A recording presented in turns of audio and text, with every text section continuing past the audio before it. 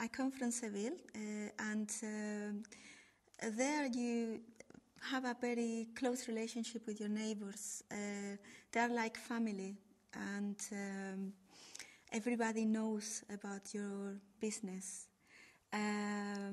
because, well, they come to your house, you go to their house, you go to celebrations together, and when you are on the street, you say hello to everybody, and you are establishing relationships with everybody.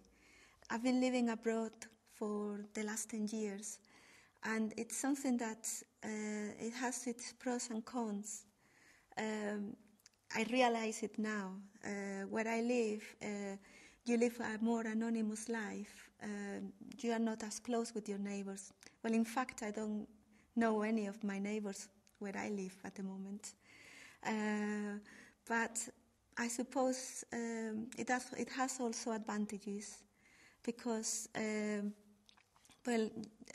carry on with your life and you don't have to explain yourself to anybody.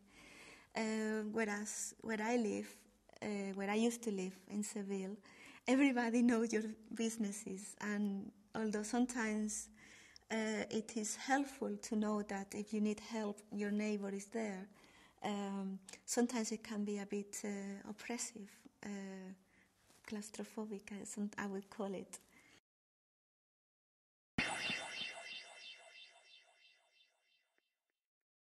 But what's so famous about Marrakesh is basically really their markets, because they have markets that sell practically and literally everything, from jugs to dried fruits to clothes to leather shoes, which they're really quite popular actually. In terms of what was different is terms of bargaining. In Marrakesh, you had to bargain for everything. It's slightly different from back home. Some things you bargain, but not everything.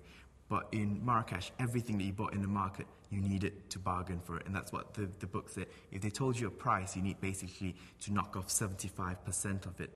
And then as we got to know them more and more, they became more friendly. Not just that, it's not just about buying the item, more of getting to know the story behind it. So they tell the stories about where they come from, what they've been doing, and then they ask us in exchange, where we're from. So when we first read that, guidebook saying that, people might actually invite you for some mint tea, we thought that, basically it's just some people, but not everyone. But we were surprised when one of the shopkeepers actually invited us.